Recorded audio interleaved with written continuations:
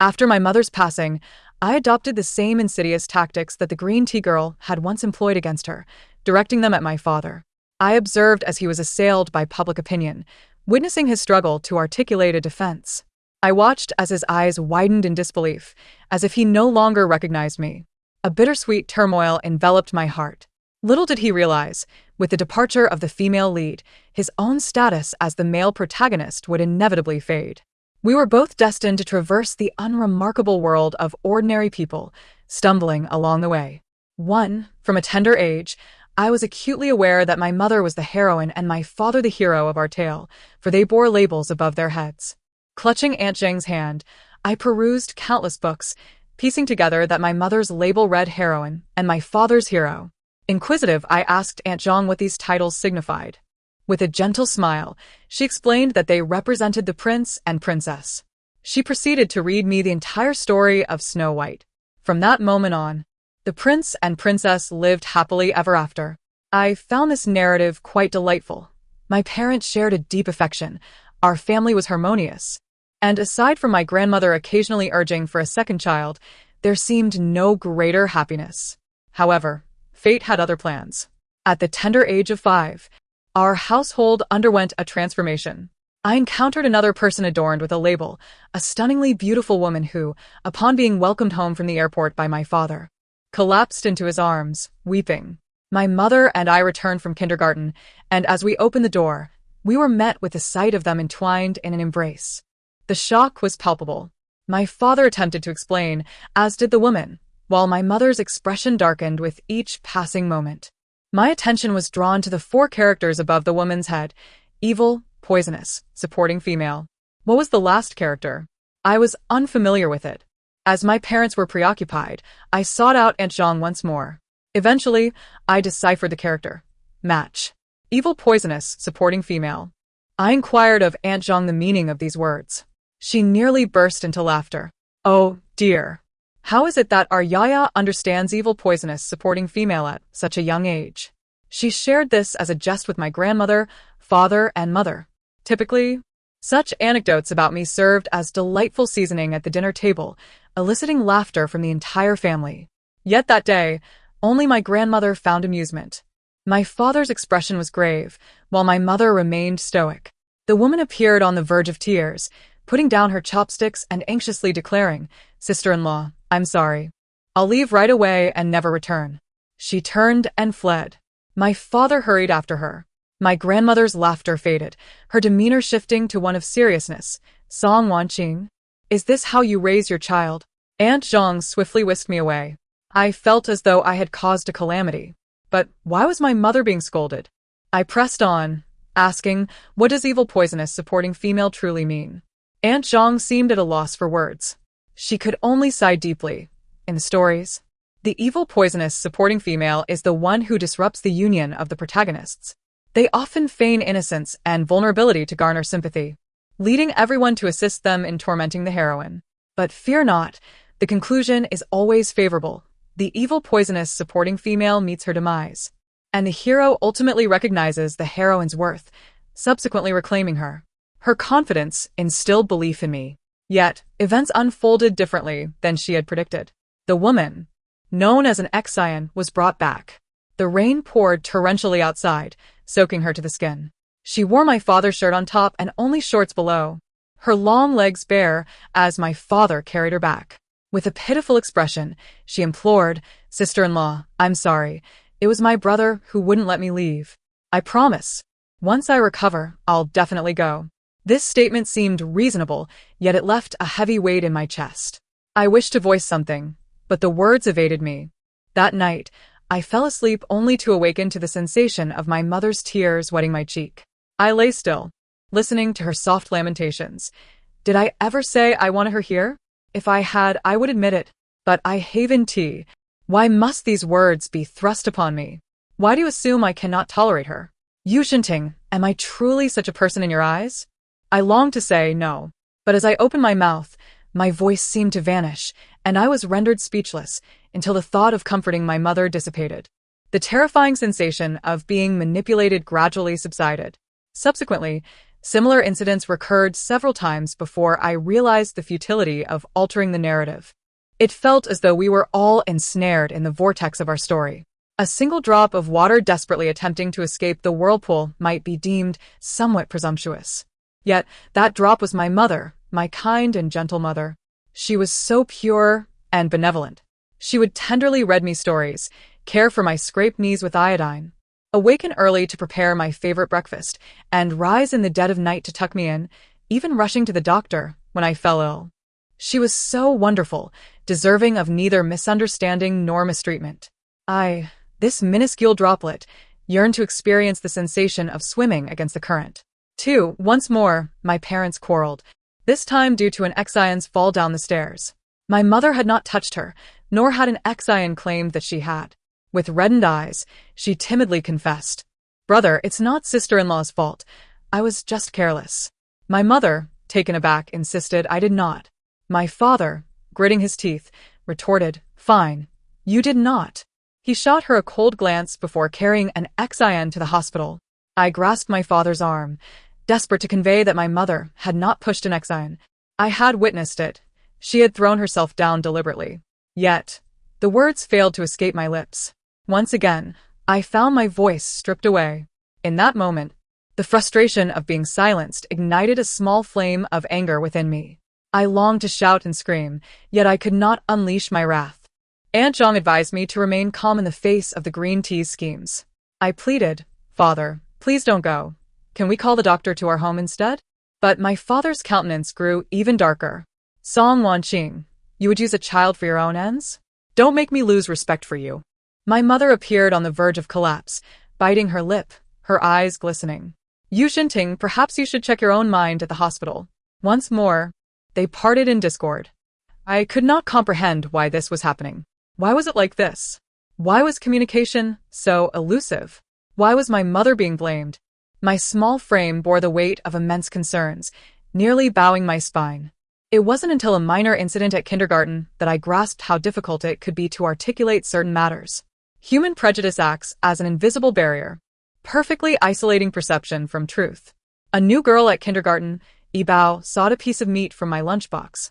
She could have simply asked, yet she chose to snatch it away. In her clumsy attempt, she stumbled and fell on her backside, wailing, "Meat. My meat. Yaya, don't take my meat. And don't push me, okay?" Everyone rushed to console her, directing reproachful glances at me. I shouted, "You took my meat. I didn't take yours." Yet, Yibao blinked her eyes innocently, pitifully placing a piece of meat from her bowl into mine. "Yaya, don't be angry. I'll give you this piece too." The meat bore sinews and bite marks, remnants of her refusal to eat it. She dared to disgust me thus. I want to eat that. Yet, Yibao's bowl toppled. The teacher, who usually cherished me, scolded me angrily. "Yaya, you mustn't be so rude." I was stunned, then erupted. I refused to endure humiliation like my mother. I retaliated by smashing her bowl, my own, and all the bowls of those who protected her. If I couldn't eat in peace, then no one would. That day, the uproar escalated. The kindergarten teacher summoned the parents. My mother arrived and chose to believe me. She demanded to see the surveillance footage with righteous indignation. The footage clearly showed Yibao seizing my meat. However, Yibao's parents were also present, my father and an Exion. Yibao, sobbing, flung herself into her father's embrace. "Dad, I thought my meat had ended up in Yaya's bowl, so I went to grab some. I was simply hungry for meat. Please don't ignore me." That day, the truth came to light. However, matters took a turn for the worse. The kindergarten teacher, with a grave expression, accused me of having a bad temper and of overturning others' bowls. My parents had a fierce argument, questioning why Anshin had a child and why Yibao called him dad. Anshin, in tears, insisted on leaving and fainted, only to be diagnosed with a more severe heart condition at the hospital. Grandma claimed that my mother had not raised me well, citing that even Kong Rong understood the virtue of sharing pears, while I, over a mere piece of meat, displayed such pettiness. Everyone went to visit Anshin in the hospital, but only my mother stayed with me. We exchanged glances, both engulfed in melancholy.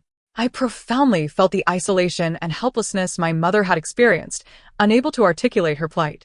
I asked her, "Mom, Is it because I'm not good enough that Dad became Ibao's father? I yearned to ask Mom, am I the reason you are suffering, making everything worse? My mother was taken aback. She leaned down, resting her hands on my shoulders, her eyes filled with tenderness as she earnestly replied, "No, it is your father's fault. He should not have softened his heart and deceived Ibao into believing he is her father. Nor should he have comforted another's daughter while neglecting his own. You are not at fault, he is. We mustn't linger here any longer. Let us return home." She immediately gathered our belongings and took me to my uncle's house. My uncle welcomed us warmly, perceiving the sorrow etched on my mother's face, and vowed to seek justice for her. My mother forbade him from intervening, yet he insisted, stating he was her brother and would not stand idly by while his beloved sister was mistreated. He went to the hospital, and from that moment, he never returned. My mother and I stayed at my uncle's house for 3 days. During this time, she arranged for me to take a leave from kindergarten, and we kept each other company. We watched the drifting clouds, admired the dew, enjoyed the splendor of spring, and marveled at the night's glow. It was a rare moment of respite in our lives. 3 days later, my uncle returned, looking haggard, his gaze uncertain, and the words that followed were heart-wrenching. "Wawan, can you give Anshin some space? She is unwell." I stared at my uncle in shock, unable to utter a word. My mother was equally stunned. That day, she asked me to return to my room and to let her be alone for a while. She and my uncle argued loudly in the study. Soon after, she emerged, pale and resolute, leading me away from my uncle's home. We wandered aimlessly through the city, which felt vast yet offered no place to call home. Passing a flower shop, my mother purchased a bouquet of pure white lilies. We visited my grandmother's grave. The lilies were offered to her, and my mother wept freely there, confessing, "Mom, I'm sorry. I should have heeded your advice."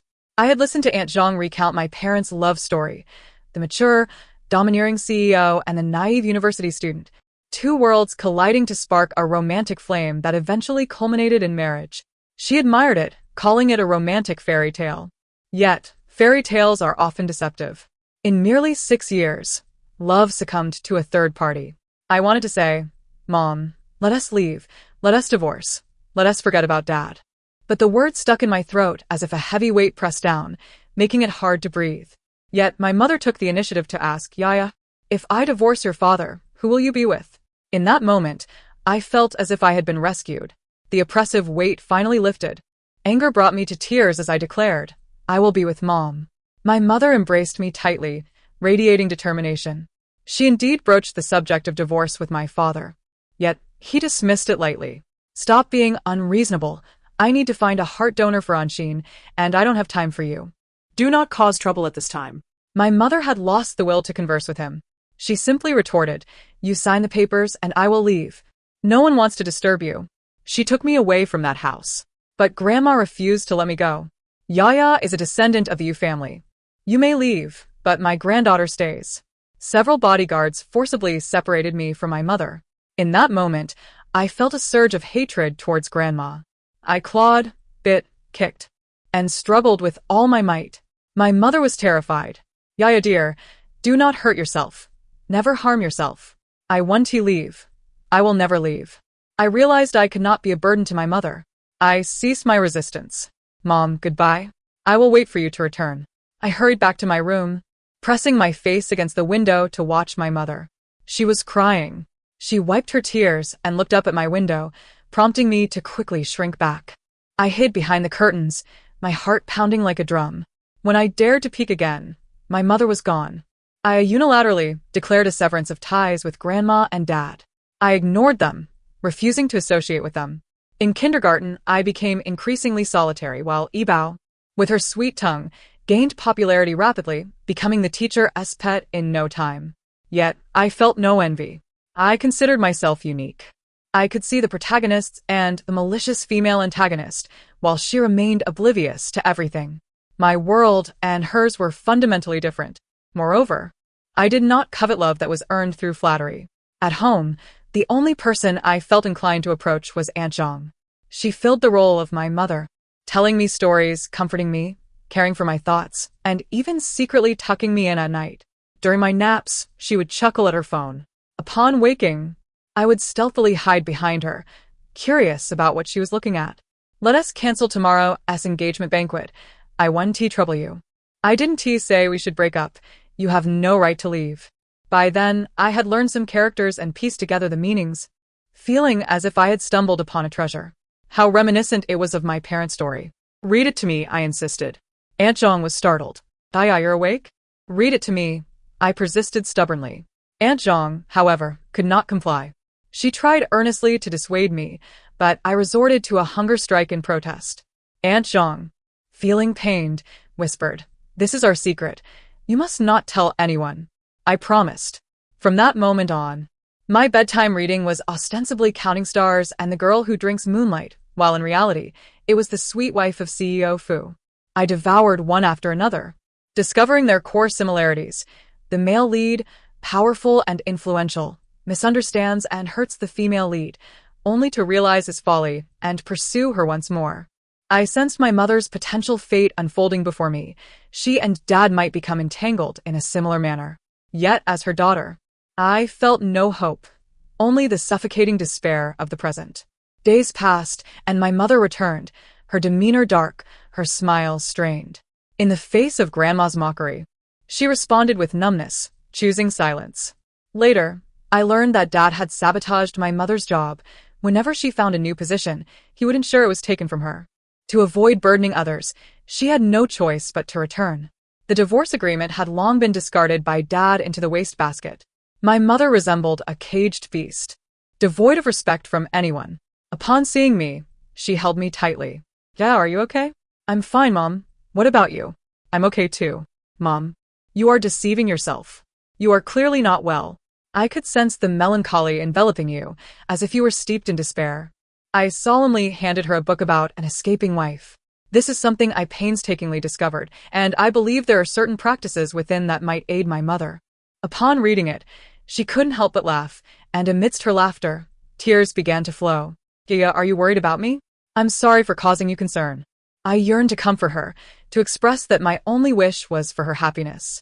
However, just then, the door swung open and Father entered. His gaze immediately fell upon the book. "Song Wanqing, you're showing our child this kind of book? It's for Mother." I interjected, spreading my arms to shield her. "You are not allowed to bully her." Mother chimed in, "You must not raise your voice at the child." Father glanced between us, his expression cooling as he shut the door with a click. He was peculiar. Despite our stance, he did not erupt in anger. I sensed that perhaps Father was not beyond redemption. It wouldn't suffice to transform only Mother without also addressing Father's ways. I used my allowance to have Aunt Zhang purchase numerous books: How to Be a Good Husband, Busy Dads, Good Dads, and 9 Principles of Being a Good Husband. I arranged these tomes in the study and waited at the door for Father's return, pulling him into the study upon his arrival. He appeared somewhat taken aback. I had been ignoring him for quite some time, let alone taking his hand. His demeanor softened as he embraced me and carried me into the study, where he beheld the collection of books. Unable to suppress a smile, he leaned down to kiss my forehead. "Did you buy these, or did your mother? Is it Father who has failed?" My eyes welled with tears, a flood of grievances surging within me. Father, flustered, hastily wiped my tears away and offered a heartfelt apology. Sorry, Yaya. It's my fault. I should not have ignored you and your mother." He earnestly delved into the books, striving to learn how to be a good father while attempting to explain to Mother. Yibao was born after Anshin was assaulted. Her health is poor, preventing her from caring for Yibao, and she does not wish to see her, thus leaving her in the care of a nanny. Yibao is unfortunate, lacking a sense of security, which is why I pretended to be her father. Mother softened, yet clung to her convictions. "You could have confided in me instead of concealing the truth until I discovered it myself." Yibao is indeed pitiable, but her plight is not of my making. Moreover, you have exposed Jia to this, injuring her spirit. Father fell silent, his countenance a complex mix of emotions as he muttered an agreement. "It will not happen again. I shall keep nothing from you henceforth." Gradually, they began to mend their relationship, seemingly reverting to their former selves. Yet, as the saying goes, what goes up must come down. Soon enough, Anshin returned from the hospital, and Father personally went to retrieve her. One moment she was cheerful, and the next, upon catching sight of Mother, her expression darkened. "Song Mingze, who are you to him?" Are you his sister? Let me leave. I refuse to live under the same roof as the sister of a rapist. Mother stood frozen, as if struck by lightning. She had genuinely intended to accept Anshin anew, even going so far as to decorate her room with utmost care to ensure her comfort. Yet now, the fragile veil of balance had been torn away. Father, visibly irked, furrowed his brow and surprisingly defended Mother. Wanqing is unaware of this situation. Anshin, overwhelmed with despair, cried out, I want to leave this place. I'll go abroad and never return. In her struggle, she pressed her hand to her heart, her complexion paling as she collapsed. Father, alarmed, exclaimed, Wanqing, you should step outside. Mother left, her face ashen, stumbling away like a lost soul. Later, Aunt Zhang revealed to me, emotions are a multiple-choice question, and the one abandoned is undoubtedly the insignificant one. So it was. It appeared that Mother held little importance to Father. Why then did they marry? Why did they insist that love was the reason for my existence? After a considerable time, I began to grasp the truth. Years ago, Anshin had unwittingly entered a hotel room where she was drugged and assaulted by my uncle. Following her distressing escape, she found herself unexpectedly pregnant and, due to a heart condition, was unable to terminate the pregnancy, thus giving birth. It was only upon encountering my uncle in the hospital that she discovered the man who had violated her was, in fact, Mother's brother. Grandmother was deeply sympathetic towards Anshin, lavishing her with jewelry, houses, and money, urging her to let go of her pain, reminding her that the wrongdoers were others, not herself, and imploring her not to punish herself for their transgressions. Father, too, felt guilt. He rejected Mother's calls, texting her to refrain from returning home to avoid upsetting Anshin. Only I scoffed, have you done a paternity test? In that instant, it felt as though the air had been paused. Both of them staring at me in shock before their gazes shifted to indifference, subconsciously dismissing my words. Once again, I found myself at a loss for words. Despite my frustration, I realized I had gleaned some insight. The twist of fate had, in fact, validated one crucial possibility. Yibao was likely not my uncle's child. Otherwise, the narrative would not have silenced me once more. I approached kindergarten, proactively befriending Yibao, offering to braid her hair. She regarded me with suspicion. I want to fall for your tricks. Mother says you're a bad child. I suppressed my frustration and whispered, Father said, if I don't become friends with you, he won't pay attention to me. Yibao beamed with delight. Your father doesn't want you. From now on, he is my father. Her exuberance was vocal, drawing the attention of many. Evidence in hand, I seized her hair and struck her face. Chaos ensued. She cried while I discreetly tucked her hair into my pocket.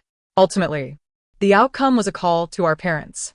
Father arrived, and Yibao rushed into his embrace, wailing her grievances, while I stood there, my gaze filled with resentment. Father, visibly agitated, exclaimed, You Pinlan, you've disappointed me greatly. In his fury, he addressed me by my full name for the first time. I retorted coldly. She said my father doesn't want me. Do you not want me either? Father was rendered speechless, attempting to communicate with Yibao, but she merely wept, lamenting her pain and discomfort. This behavior mirrored her mother's, feigning weakness to elicit sympathy. Father could extract no clarity. The teacher instructed us to return home and resolve the matter internally, given that Yibao was at fault this time, and we were family, making it awkward for them to intervene. However, I refused to go home with Father, insisting that the teacher call my uncle. I wished to return to his house. Before long, my uncle arrived. Upon seeing Yibao, he seemed rooted to the spot, excitement illuminating his face as he searched for similarities between them. How absurd. Willingly wearing the metaphorical horns of infidelity, I extended my arms for a hug, and as he bent down to pick me up, I unceremoniously grabbed his hair. Why do you side with that wicked woman to bully my mother? You're awful. You're not my uncle. I clutched tightly, refusing to relent. My uncle screamed in pain, yet he was too guilt-ridden to forcibly pull me away. Then Father struck me across the face. You Pinlan, don't you dare act out. My cheek throbbed.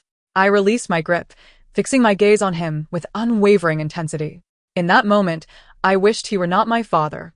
If only Mother had been a bit more liberated in her approach to love, if she had never developed feelings for Father, then I would not be his daughter. and I would not be entangled in this chaotic web. It was the first time father had hit me. Regret flooded his expression, his eyes brimming with concern as he trembled. "Yaya, you cannot behave this way." He reached out to stroke my head, but I deflected his arm. "You are not my father," I replied coldly. "Jaja." His voice was frail, as though deeply wounded by my words. How despicable. The one who inflicted the most pain was he, yet he feigned the role of a victim. I returned to his home with my uncle, who attempted to apologize. I coldly retorted, "You owe others, yet you use my mother to settle your debts. You are as wicked as my father." He was rendered speechless, gazing at me as if I were a stranger. I entered the room, shutting him out, and then called my grandmother to send Aunt Zhang over. My grandmother promptly agreed. On the line, I heard Yibao's voice, filled with excitement. "Can I stay here? Can I live here from now on? Grandma, Dad, you are so wonderful." Ha! No wonder she agreed so readily.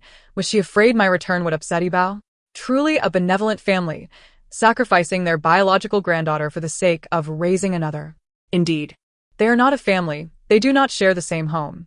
When Aunt Zhang arrived, I requested her to take some hair for testing. She hesitated. "Yeah, this isn't right." "Aunt Zhang, do you not harbor doubts?" Aunt Zhang, too, was suspicious. Gritting her teeth, she replied, "Then I will investigate." She quietly took the sample to the testing center. However, on the day of retrieving the results, I was stunned to receive a report confirming the paternity. How could this be? What was happening? How could Yibao possibly be my uncle's child? Why was the plot obstructing me? Aunt Zhang was also disheartened. "Said, Jaja." "It seems fate has spoken. There is nothing we can do."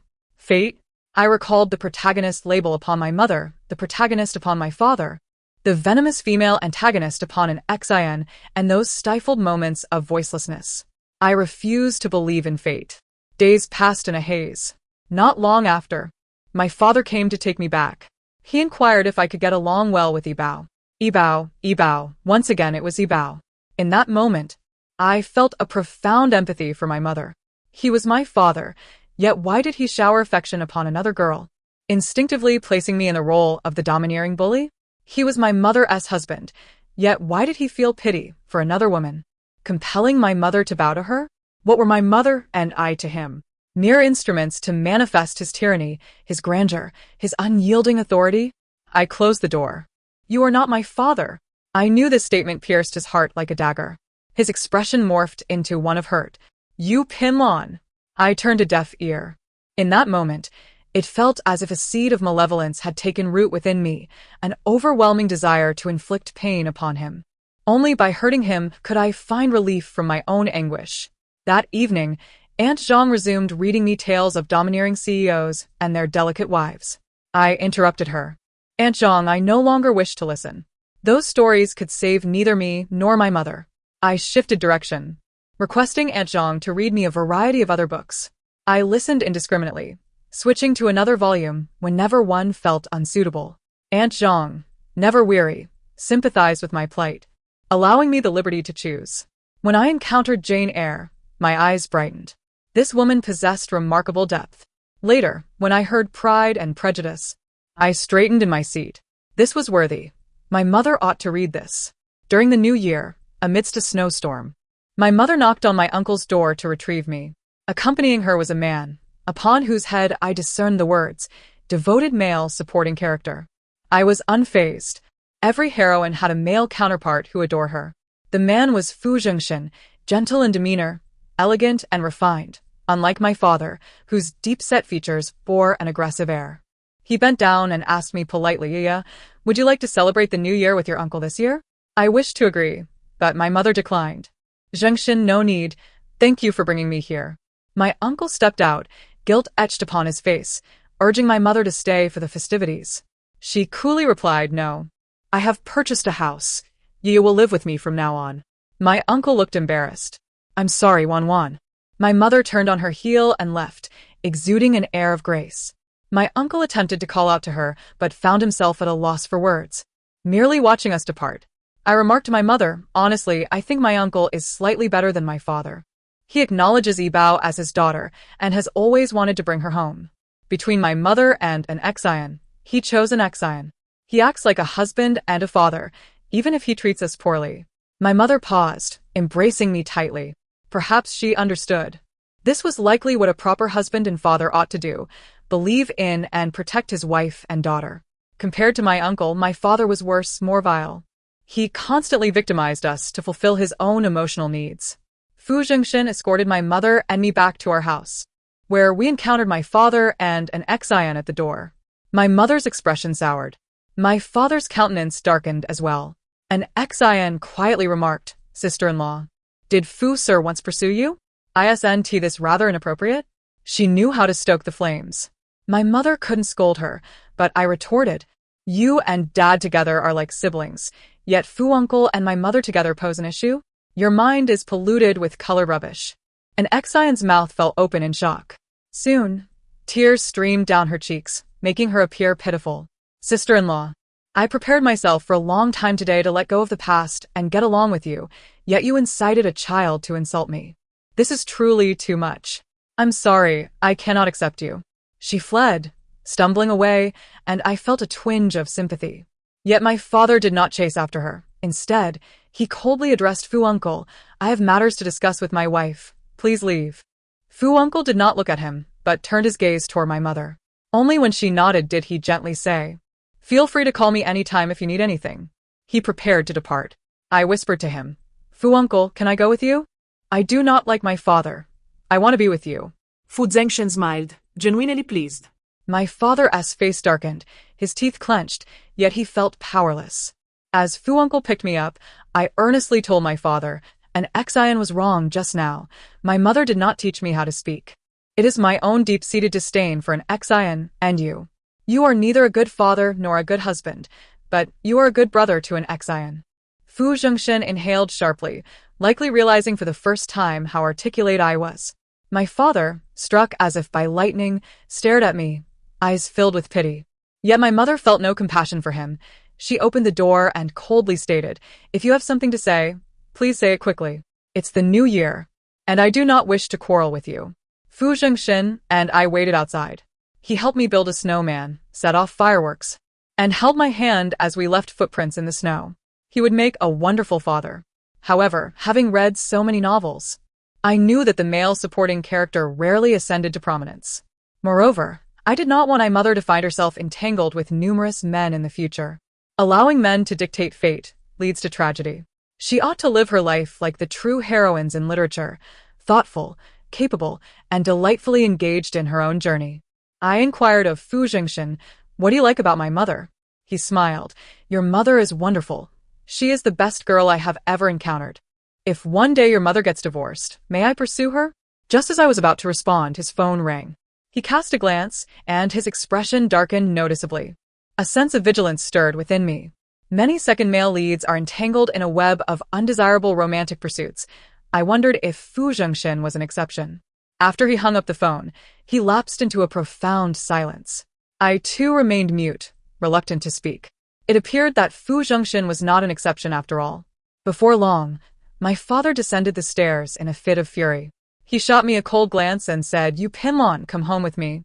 My mother followed closely behind, fiercely shielding me. "Yeah, is with me. Please leave." The atmosphere between them was charged with tension. My father's face turned a shade of icy blue.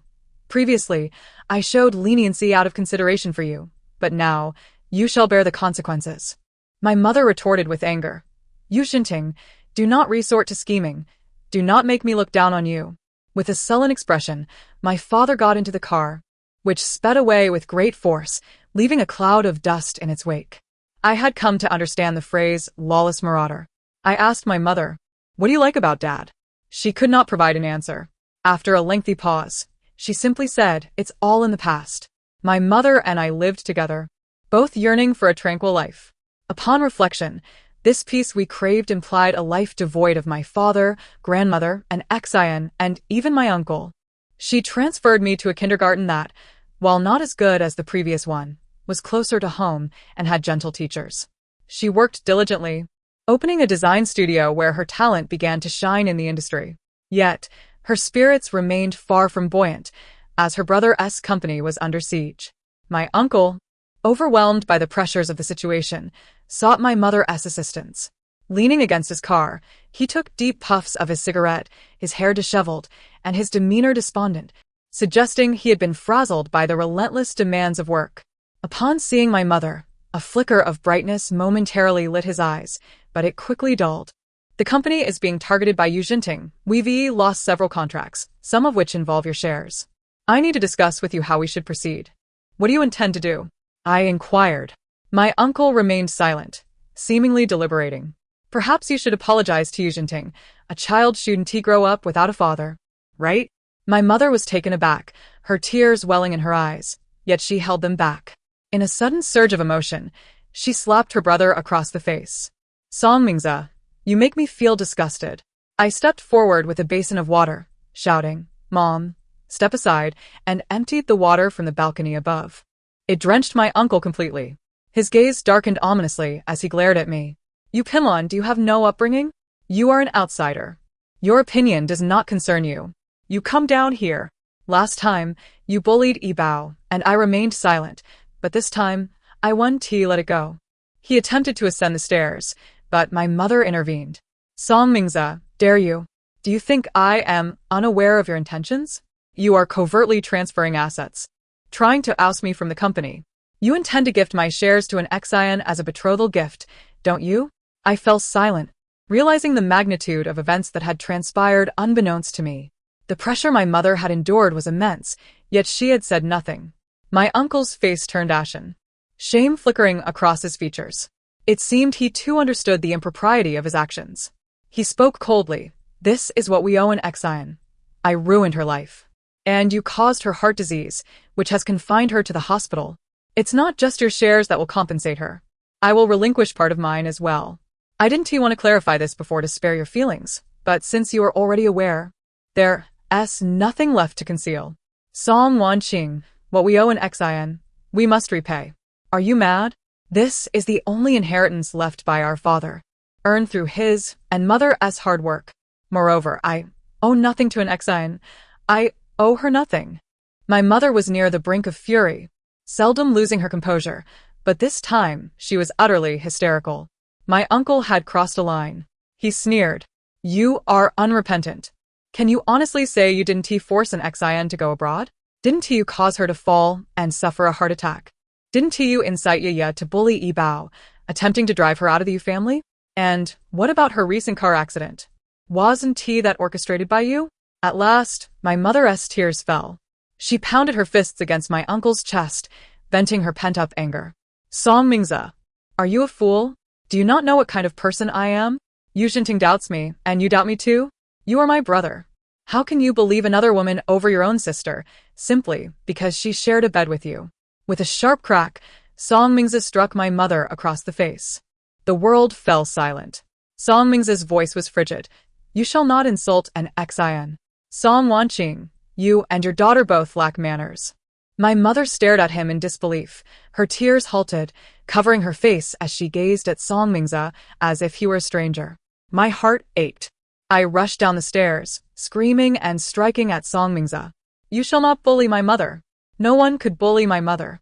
He forcefully toppled me to the ground, and my mother quickly grasped me, but the force was overwhelming, sending us both crashing down. She shielded my head with her arm, but her own head struck the ground. Song Wanqing, I give you one last chance. Sell me your shares, and I will give them to an Xian. Yu Jinting will naturally relent, leaving you with some money. Furthermore, return to the Yu family and apologize to an Xian. Cease your vendetta against her. I will marry an Xian, and she will no longer have to consider your opinion. This will be for the best for everyone. He did not cast another glance in our direction, turning to his car and speeding away. I struggled to my feet, exerting all my strength to help my mother, only to find my hands covered in blood. Panic surged through me. My mother reassured me. Yeah, be good. Mommy is fine. She attempted to rise but collapsed again, losing consciousness. That day marked one of the darkest moments in my life. I wept as I called Fu Zhongshan. He arrived swiftly, lifting my mother and taking her to the hospital. Once everything was settled, I discovered my ankle was swollen to the point where I could not walk. Yet at that moment, I felt nothing. Fu Zhongshan held me close, tears in his eyes. Yaya has suffered. From now on, if you are hurt, you must tell an adult immediately. Do not endure it alone. I wanted to cry, but no tears would come. I pondered, had I made a mistake? Why was it that my desire to help my mother only seemed to exacerbate our troubles? Why was I so certain of a favorable outcome, yet found the journey fraught with pain? I could not save my mother. The books could not save either of us. The protagonist in a tragic tale seemed unable to escape the constraints of the narrative. I softly murmured, Uncle Fu, if only you were my father. A scoff interrupted my thoughts. I looked up to see a young boy sneering, having him as a father wouldn't he be great. The boy, perhaps around 10 years old, held a thermos in his hand, leaning against the door with a cold glare fixed on Fu Jingshan. Fu Jingshan's expression shifted. What are you doing here? None of your business. Fu Huai, do not be rude. I was born of a mother and raised without a father. I am indeed less courteous than others. The boy glared at me with resentment, as if I had stolen his father. I wondered if I had once looked at Yi Bao with the same expression. In that moment, it felt utterly meaningless. The boy is evidently much older than I, bearing the surname Fu, and harboring a profound animosity towards me. Following the conventions typical of domineering romance novels, it is highly likely that this child is the unintended consequence of Uncle Fu's youthful indiscretions. Now, As that child has come seeking answers, Fu Jingshan is still pursuing my mother. In the realm of melodramatic narratives, it seems improbable that the boy would retaliate against Fu Jingshan. Rather, he would likely direct his wrath towards my mother. What a stroke of misfortune. I can no longer afford to trust anyone. This world seems to be an enormous trap, where one misstep can lead to a perilous fall. I coldly declared, Uncle Fu. I appreciate your help, but I must insist that you cease all contact from now on. I do not wish for anyone to trouble my mother. She is innocent, and no one shall harm her. Fu Jingshan appeared somewhat awkward, letting out a heavy sigh. This situation is rather complicated. You both should rest well. I will return when I can to resolve this matter. With that, he departed with the young boy, who, though reluctant, followed in his footsteps. I recognized that feeling all too well, a yearning for closeness, yet a fear of losing face, an unwillingness to refuse, coupled with an awkward desire to remain distant. Surely, he longs for familial affection. I reached out to Aunt Zhang, requesting her to come discreetly and assist in transferring my mother to another hospital. True to her word, Aunt Zhang arrived promptly. She enveloped me in her arms, her heart aching as tears streamed down her cheeks. Upon seeing my mother, her tears flowed even more freely. They are utterly inhumane. How could they bully your mother like this? Indeed, they are devoid of humanity. How could they mistreat their own wife and sister merely to bolster their own masculinity? To trample upon another's dignity for the sake of their own male pride is a profoundly despicable act. I felt a wave of shame for having once referred to those two individuals as father and uncle. Aunt Zhang swiftly facilitated my mother's transfer. I yearned to share the truth about Fu Jingshan with my mother, but as I opened my mouth, the words eluded me. I cast a cold glance at the sky outside. This wretched heaven seems to be a cowardly creature, preying upon women. Truly pathetic. After my mother regained consciousness, she fell into a deep silence. Aunt Zhang took a leave of absence to care for her. Frequently, she would read Pride and Prejudice aloud in my mother's presence. Perhaps as a subtle hint. My mother listened quietly, her gaze growing increasingly resolute. Women often have unrealistic fantasies about love. A person can indeed invite suffering simply through weakness or indecision. Love is the dawn that follows the relinquishment of Pride and Prejudice. I sensed a burgeoning strength within her amidst the tranquility, igniting a flicker of hope within my heart. Perhaps my mother could break free from the confines of this narrative? Perhaps we could emerge victorious? On the day of her discharge, Aunt Zhang joyfully assisted us with the necessary procedures. However, as we hailed a taxi at the entrance, a car abruptly halted before my mother. The window rolled down to reveal Yu Jinting's icy visage. He coldly commanded, "Get in." My mother ignored him, opting instead to move to another spot. Yu Jinting remained silent, driving away without another word. Yet soon after, Aunt Zhang's phone rang, her face a mask of shock as she nearly dropped her phone. Yu Jinting's voice resonated clearly on the line. "You are terminated." My mother took the call. "Yu Jinting, do you insist on my return? You may come or go as you please." "Very well, I shall return, apologize to you and an Xin, and then we shall divorce. Are you satisfied now? Huh, is that so easy for you? Then kneel and apologize. The call ended abruptly. Aunt Zhang was on the verge of tears. Wan Qing, do not go back. That place is no sanctuary for anyone. Besides, I intend to resign. Golden caregivers like me are always in demand. Yet both my mother and I understood the reality. Golden caregivers are scarce, yet those who can afford such caregivers belong to the same social circle. To offend Yu Jinting over a caregiver is hardly a worthwhile exchange for them. My mother embraced Aunt Zhang. Sister, please return with me. Without you, Yaya will be bullied. You are the only one I trust, regardless of what happens to me. Take good care of Yaya. You are my sister for life. Aunt Zhang wept. My mother cried too. And I, too, shed tears. We took a taxi, our hearts heavy with a sense of impending doom as we returned to the old residence. However, upon arrival, we were greeted by an empty, hollow house. Yu Jinting had taken Grandma, an Xin, and Yibao to an auction. That evening's news featured a report about him lavishly spending 100 million to acquire a rare and exquisite gemstone necklace. An Xin wore the necklace, beaming with delight like a resplendent flower of wealth. Meanwhile, Yibao was hailed as the most beautiful young lady, her innocent, wide eyes capturing the hearts of many admirers. The world sang praises for Yu Jinting, deeming him an unparalleled brother. How fitting! He shall never earn the titles of extraordinary husband or remarkable father in this lifetime. They returned home amidst a lively atmosphere. Even the servants seemed to come alive. Meanwhile, my mother and I remained quietly ensconced in our room. Yet an Xin was determined not to let us be. She knocked on the door. Sister-in-law, come out. I have a gift for you. This necklace was purchased specifically for you. Do you like it? My mother opened the door. An Xin turned her back to Yu Jinting and the others, her smile dripping with malice. In a voice as delicate as a whisper, she taunted, 3 million.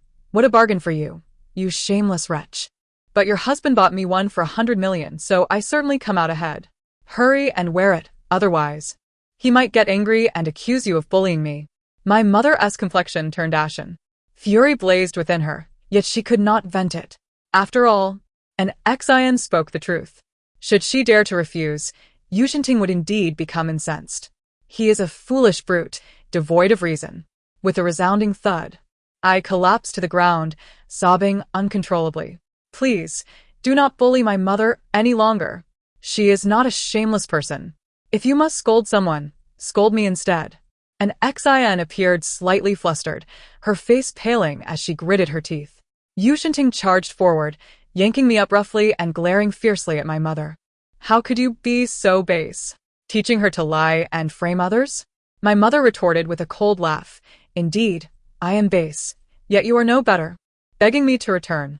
Song Wan Qing, do you think I cannot do anything to you? Do not push your luck. Regretting it now? Then divorce me. Perfectly well. You can marry your beloved sister. Yu Jinting's face darkened as he raised his hand threateningly.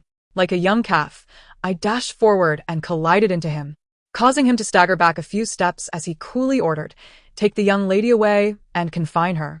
The servants hesitated briefly, yet ultimately lifted me away. My mother attempted to shield me, but Yu Jinting seized her wrist forcefully. I wished to scream and struggle, but soon recalled the consequences of my previous outburst. I fought back tears, clinging to the servant's neck, and reassured my mother, do not worry, mother. I will be obedient, and I will take care of myself. You must take care of yourself too. I cheered her on silently with my lips. My mother wept. Yu Jinting held her tightly, oblivious to an Xion's serpent-like gaze. Seething with hatred fixed upon my mother, I thought to myself, foolish Yu Jinting, if only you would turn back and take a look. A single glance would reveal how blind you truly are. But he did not.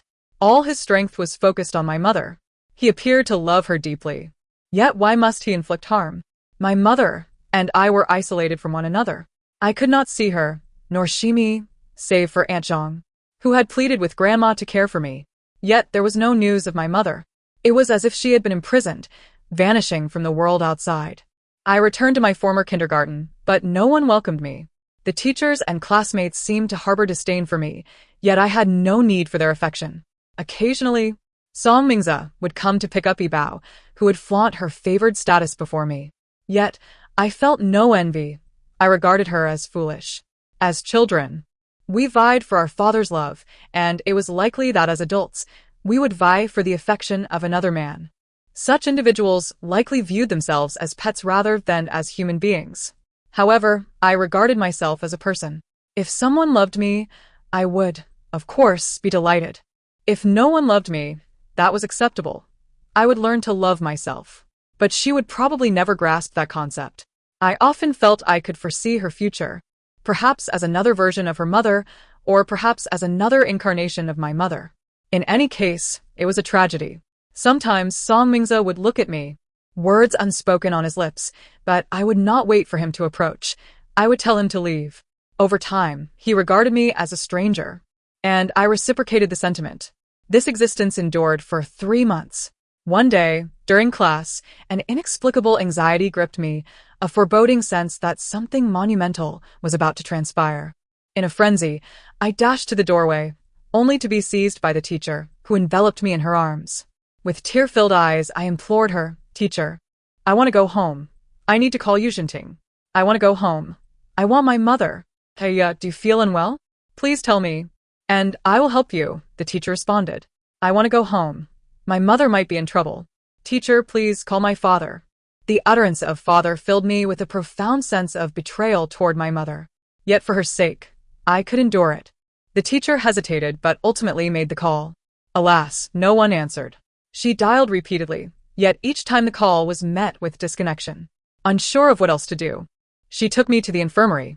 I feigned compliance, and, while she conversed with the doctor, I seized the opportunity to call Aunt Zhang. Aunt Zhang arrived promptly, accompanied by Fu Zhengshan. He took me to a hospital, where I found my mother lying on a hospital bed, her head bandaged and her body swathed in gauze, lost to unconsciousness. Fu Zhengshan instructed Aunt Zhang to care for me before he and my father began to argue. "You scoundrel! How could you treat Wan Qing like this?"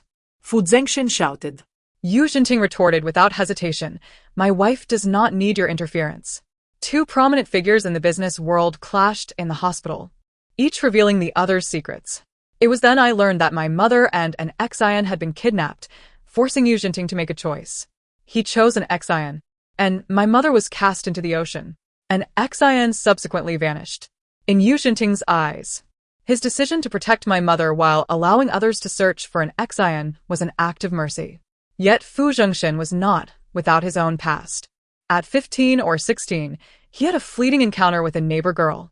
She left for abroad after their liaison, quietly giving birth to a child. When she fell ill with cancer, she had no choice but to contact Fu Zhengshan for help with the child, who turned out to be Fu Huai. Yu Jinting confronted Fu Zhengshan, questioning how he could pursue my mother with an older child already in his life. I demanded they leave, for their quarrels disgusted me. Neither of them deserved to stand before my mother. Eventually they fell silent. For many days that followed, I kept vigil by my mother's side, like a lion, forbidding anyone from approaching her. Yu Jinting attempted to confine me once more. I brandished a fruit knife, dragging it across my wrist. "If you are not afraid of my death, then confine me." He appeared wounded, eyes reddened. You'll leave me be," he pleaded. "I am sorry." I turned my back, feeling a wave of repulsion wash over me. In time, they ceased their visits. My mother awakened and, upon seeing me, smiled. "Thank you for your hard work, yeah." I replied it was no trouble. It was my mother who had suffered. Had it not been for my existence as a leverage, perhaps she would not have endured such anguish. The protagonist of a tormenting tale cannot escape her narrative. I pondered whether my demise might grant my mother freedom. This thought would sometimes consume me. When my mother regained mobility, she delighted in tousling my hair and kissing my cheeks, showering me with praise. "My little Yaya is so remarkable. How did I come to have such a brave daughter? When you grow up, you will surely be courageous and strong." "Oh. My little Yaya, you can recognize such difficult words. Your learning ability is extraordinary. You'll be talented and capable when you grow up." Wow. "My little Yaya can take care of herself. Your skills are impressive. Seeing you thrive brings me immense joy."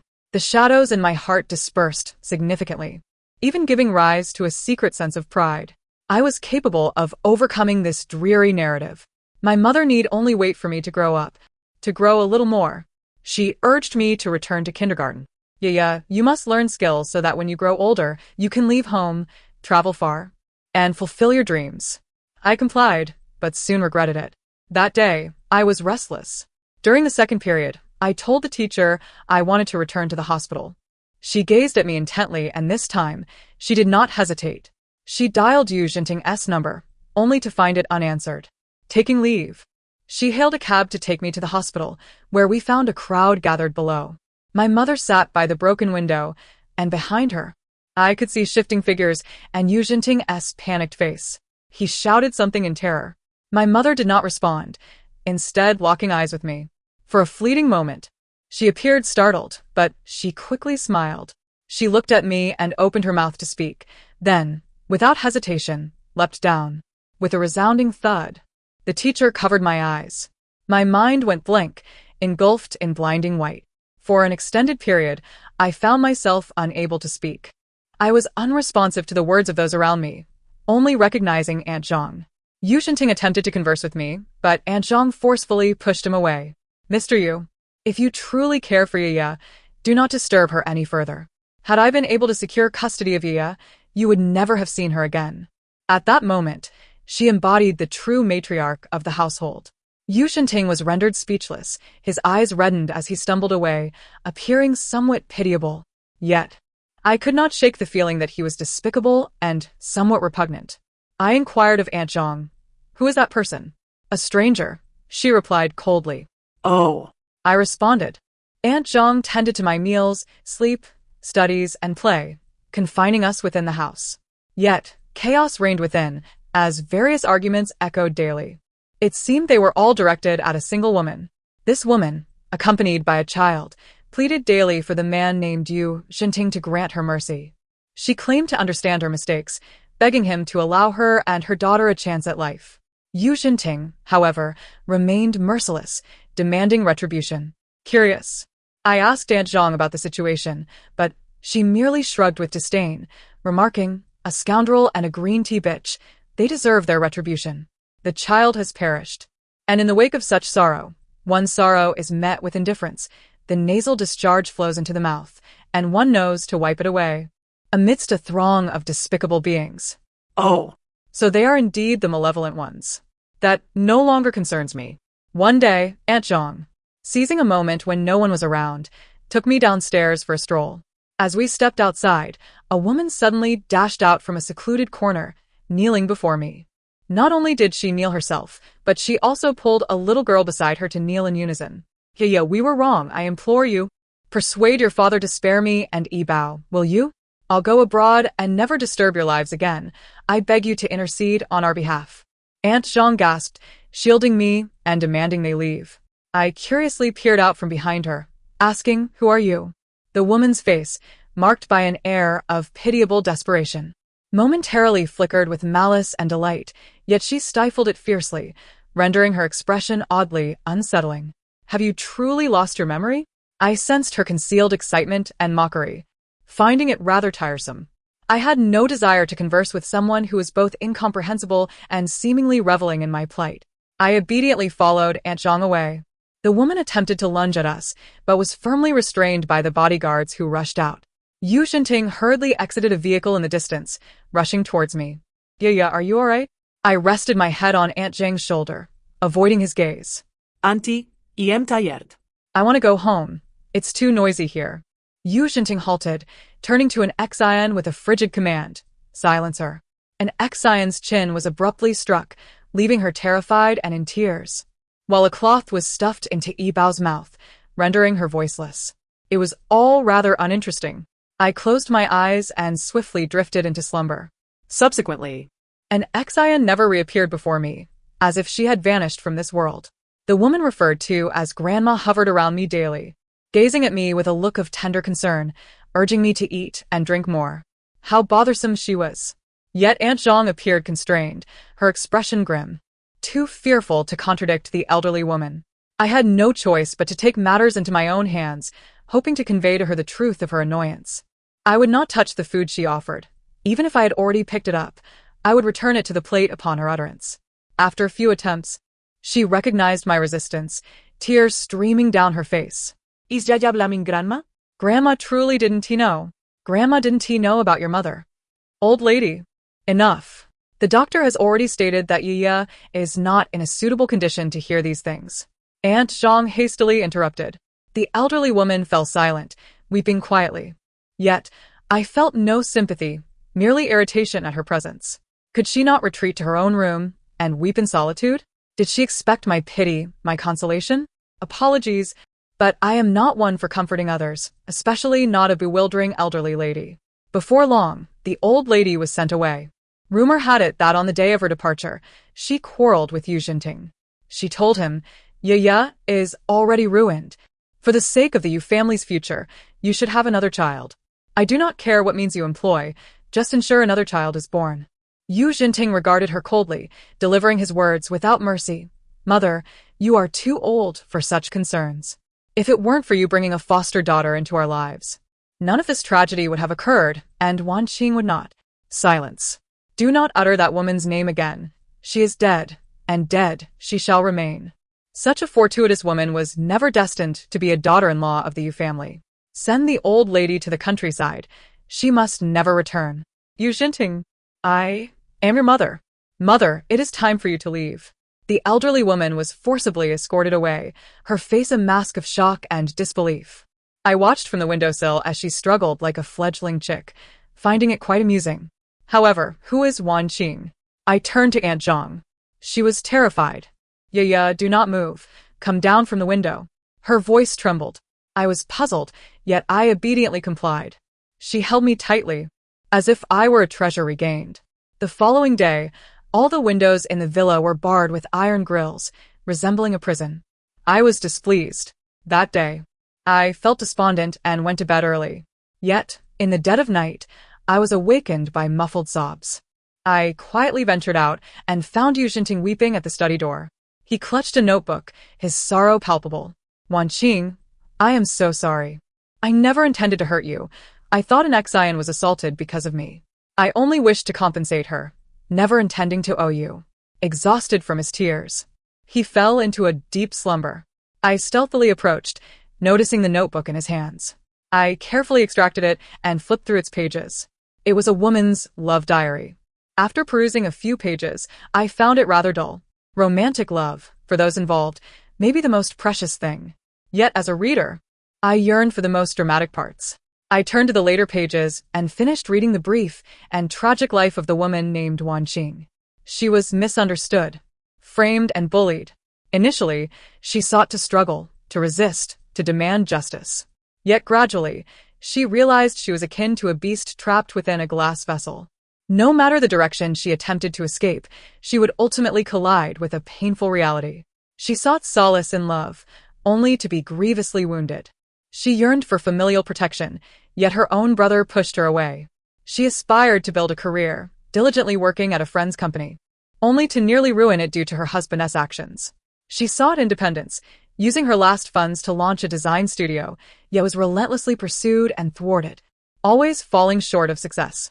She discovered herself at a dead end, feeling that only by bowing to her husband could she continue to live, albeit without dignity. But as a human being, how could she relinquish her dignity? Most terrifyingly, she seemed to uncover a secret hidden within her daughter. What that secret was, she did not disclose. I was perplexed that her daughter shared my name, Yaya. After finishing the diary, I placed it on the table. As I lowered my head, I noticed a beautifully bound paper report in the open drawer. I opened it and glanced through it. It was incomprehensible, save for few names I recognized. It was a paternity test report concerning a man named Song Mingze and a little girl named Yi Bao. Test result: the biological parent-child relationship between Sample 1 and Sample 2 is not supported. What does this mean? I was weary and lay down on the sofa, drifting off to sleep. The following morning, I was abruptly awakened by a furious shout. I opened my eyes in a daze, only to see a man angrily brandishing the report at Yu Jinting's face. Yu Jinting, how come this test result is in your possession? Why do you have such a paternity test report? Why did you deceive me? Yu Jinting awoke, brushing the man's hand aside, coldly retorting, Song Mingze, get out of here and stop your madness. Song Mingze sneered in fury, you beast. You made me believe Yi Bao was my own flesh and blood. You have harmed me and my sister, and I will not let you off easily. He turned to leave. Yu Shinting, now alert, attempted to explain. At the time, I did it to spare an Xian from harm. I would rather she believe that person was you than have many others involved. So, you place the green hat upon my head? Do you know that because of that wretched woman, I have harmed Wan Qing, my own dear sister? Song Mingze roared, tears streaming down his face. Yu Shinting trembled all over, clenching his fists in rage. I am sorry I was wrong. Yu Shinting, you shall pay the price. While my sister was alive, I failed to protect her. Now, even if it means shedding blood, I shall seek justice for her. With that, he strode away. Yu Shinting, lost and disheartened, collapsed into a chair, locking his diary away in a drawer before hastily exiting. They remained oblivious to my quiet presence on the sofa. I opened the door and stepped outside, seeking Aunt Zhang to relay what had transpired. After a moment of silence, Aunt Zhang went out to make a call. Soon, her demeanor shifted to one of agitation as she began arguing with the other party. From snippets of her conversation, I gleaned the truth. Aunt Zhang had once conducted a paternity test, but Yu Shinting had taken the report prematurely, leaving her with a forged one to protect a woman named an Xian. In her youth, an Xian had attempted to drug Yu Shinting but was cast aside. Later, she was violated and returned, pitifully claiming it was all Yu Shinting's fault. Out of guilt, he sent her abroad, secretly providing her with various compensations. In truth, that day she had indeed slept with Song Mingze. Yet she bore no child of his. The child had been conceived in a reckless liaison abroad, conveniently pinned on Song Mingze. Yu Shinting, believing her experience that day to be tragic, altered the test results so she would think she had only been wronged by Song Mingze. He strived to uphold an Xian's innocence, unaware of how promiscuous she had been. It was somewhat amusing. Upon Aunt Zhang's return, she was visibly distressed. She exclaimed, Yeah. If a stranger could claim your custody, I would take you away from here without hesitation. I chuckled, embracing her, but her laughter soon turned to tears. Song Mingze and Yu Shinting were at odds. During this time, Yu Shinting rarely returned, but each time he did, he would cause a ruckus. With the household staff resigning one by one, Aunt Zhang kept me informed, stating that Song Mingze was resorting to every means possible to strike at the Yu family's enterprise. I heard that Song Mingze was frantically yielding interests, with many already eyeing the Yu family's business and disapproving of Yu Jinting's actions against his first wife for the sake of a mistress, thus showing no mercy. I asked, does he have no friends? Don't his friends help him? Aunt Zhang sighed. His reputation is already tarnished. Who would collaborate with a fool? Is reputation truly that significant? Indeed, a good reputation holds considerable weight. When the walls crumble, everyone will push. Those who are in the wrong are seen by all. So that was it. Yu Shinting was eager to hold a press conference to assert that the company was in good standing. I stealthily followed him to the event, crying as I clung to his clothing. Please don't lock me at home anymore. I wish to play with other children. On that day, Yu Shinting was visibly flustered. He struggled to suppress his fury and instructed someone to take me away. I fell to the ground, tightly grasping his leg. Please don't confine me to that small room. I don't want to be punished. Countless cameras trained on me captured my pitiable and innocent tears, heartfelt and genuine. The press conference concluded hastily. Through the internet, I learned that many criticized him, while others praised me, calling me beautiful and adorable. How could a child lie? Oh. My apologies. Children can indeed lie. A man who drove his first wife to death for a mistress can hardly be expected to treat his first wife's daughter well. Indeed, he treated me poorly. That poor girl, I just want to hug her. A child without a mother is like a blade of grass. Yu Shinting is nothing short of a beast. Well said. Thank you. I fell into a contented sleep. Awakening in the middle of the night, I found Yu Shinting standing by my bed. Yeah, you've regained your memories. Haven't you? Do you hate Daddy? I gazed silently at him, observing the words above his head. The once clearly visible male lead now appeared dim for some unknown reason. After all, this world no longer had a female lead. Why would it need a male lead? I turned over and peacefully drifted back to sleep. Subsequently, Yu Shinting began selling assets. His reputation online plummeted, stock prices fell, and he faced attacks from rivals, prompting him to liquidate assets in a desperate bid to save the company. Many suspected he was abusing me, demanding to see me to ensure my safety. However, I resolutely refused to step outside. If anyone attempted to drag me out, Aunt Zhang would fiercely protect me. Finally, one day, Aunt Zhang disappeared. Yu Xinting looked at me, softly saying, "Yeah, you wouldn't want Daddy to go bankrupt, would you? Would you come out and take a walk with Daddy?" Sure. I reached out for him to hold me. Downstairs were reporters. I then realized he had arranged an interview to salvage his reputation. He carried me down the stairs, exuding an air of a domineering father with his little princess. However, I discreetly plunged a needle into his flesh. He glanced at me in shock, loosening his grip. I tumbled from his arms, rolling down the stairs, screaming as I hit the ground and spat blood. "Daddy, please don't kill me. I will listen to you." Countless people rushed forward, surrounding me and separating me from him. His expression was one of frustration, rage, and a deep sense of injustice. I felt pain coursing through my body, yet my heart was elated. Finally, I made him taste the bitterness of being unable to defend himself. I was taken to the hospital. Upon waking, I found Fu Zhengxin, Aunt Zhang, and others gathered around me, cautiously inquiring about my condition. I opened my mouth, only to be met with pain that rendered me speechless. Aunt Zhang cried out, cursing Yu Xinting as a beast. I smiled. "Yes, keep cursing, I love to hear it." Fu Zhengxin vowed that Yu Xinting would pay a heavy price. Later, I learned that the campaign against the Yu family had also been orchestrated by him. He and Song Mingze exhausted their resources, ultimately bringing Yu Xinting down. It came at a hefty cost. Song Mingze, too, faced a greater price. Now staring down the barrel of bankruptcy. Online, people condemned Yu Xinting and expressed sympathy for me. Just look at the way he holds the child. It's clear he has never cared for a child.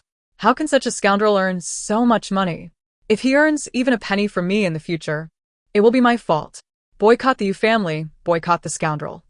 The reputation of Yu Xinting and the Yu family was utterly ruined. Later, I saw Yu Xinting in the news. He had been detained because Song Mingze had stormed into the Yu residence, discovering an Xin barely clinging to life in the basement. That day was broadcast live. An Xin, a shadow of her former self, had been brutally tortured. This incited widespread outrage online. Yu Xinting was arrested for illegal detention. The footage of his arrest replayed across major platforms, depicting him as a dejected, lost dog.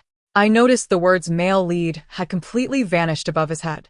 Yu Xinting did not spare Song Mingze either. After entering prison, he quickly submitted evidence of Song Mingze's embezzlement of company assets.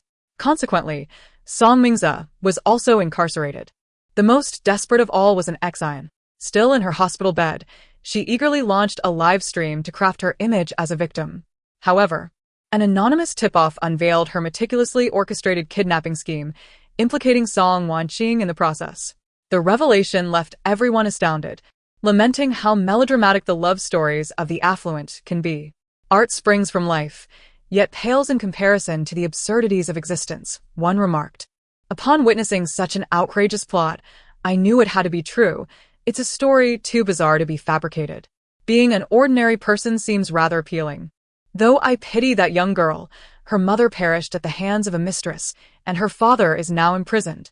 How will she manage to live on? Indeed, how shall I live?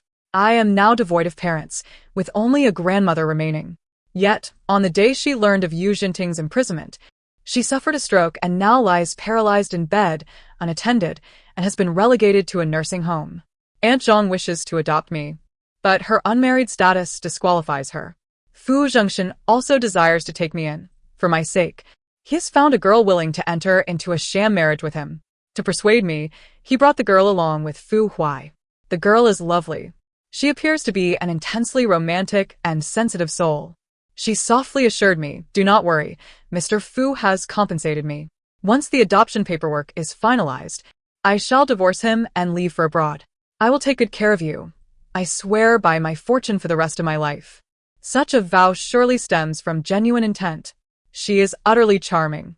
Yet I smiled and replied, "Thank you, but I prefer to go to the orphanage." She was taken aback. "Why?" I shook my head, my gaze drifting towards Fu Huai. He shot me a cold glance before lowering his head, listlessly kicking at the ground. Muttering, "I agree to adopt you. I shall regard you as my own sister henceforth." It was his consent that frightened me. He was unaware that the words male lead subtly hovered above him. Should I acquiesce? Those two words would likely solidify into reality. I imagine there must be a label above my head as well. Would it read female-led or malicious supporting character? Having perused countless domineering CEO novels, I could almost visualize the unfolding narrative. If I were truly adopted by Fu Jingxin, it would mean encroaching upon Fu Huai's scant paternal affection. In due course, he would come to resent me, and I would feel indebted. Perhaps as time passed, that sense of indebtedness would morph into love. Should he harbor feelings for me, he would have to grapple with his own resentment. If he did not care for me, he might resort to morally coercing me into compensating him. It would likely become yet another tale of torment for the female protagonist, devoid of interest. I do not wish to be anyone's heroine, nor do I aspire to be a wicked supporting character. I merely long for a simple, unremarkable life belonging to you, Pinlon. This may not be as dazzling as being the heroine, yet I live for myself and shine for my own sake. I shall not be ensnared for anyone's benefit. I fight solely for my own cause. I softly declared, "No, Uncle Fu. Thank you, but I do not require it." My mother disdained owing anyone, and I share her sentiment. I place my hand in the care of the orphanage director. Fu Huai stared at me, bewildered. Yeah. The male-led label above his head vanished. I smiled sincerely at him, waved goodbye, and stepped towards my new future. In due course, I grew up quietly in the orphanage. Aunt Zhang often visited me. The label affectionate second male lead above Fu Jingxin's had also faded away. He became an ordinary businessman, initially still able to donate to the orphanage, but eventually became submerged in the ever-shifting tides of commerce, leading a life of tightening belts. Yu Xinting committed suicide in prison. In his final days, he became increasingly incoherent, often muttering, "This is not how the story goes. It shouldn't unfold this way." I should have brought her back. We would have lived happily together. Yaya would grow up joyfully, and we would have a second child, living until old age. How could she die? She is the heroine. How could she perish? After rambling for some time, he took his own life using torn strips of bedsheets in his prison cell. The coroner stated he had resigned to his fate, had he only chosen to stand up. He could have lived, yet he harbored no desire to do so. His death was quiet, known only to a few familiar souls. Everyone feared I would be heartbroken. Yet I merely listened to his story as if it belonged to a stranger, accepting it without further thought. Perhaps he too had awakened, albeit far too late. Moreover, who decreed that a heroine must adhere to the script? A heroine is human first and foremost, a human being, then a heroine, a wife, a daughter, a mother. I discovered an old video online of my mother's final moments before she leapt from the building. I replayed it repeatedly, striving to discern what she had said to me in her last moments. Eventually, under the guidance of a teacher at the orphanage who taught sign language to the deaf and mute, I learned some lip-reading skills and finally comprehended that my beloved mother had said, "Mommy's dear little Yaya, Mommy has broken free from the plot. You must strive as well." At that moment, tears streamed down my face. Grief surged over me like an overwhelming tide. I cried uncontrollably. "Dear mother, congratulations on your escape from the narrative. And congratulations to me for breaking free as well. We shall both embark on brand new lives, lives belonging to ordinary people. They may not be as radiant, yet they are lives filled with effort and resilience, are they not?" The end. Thank you for listening. And we shall meet again in the next story.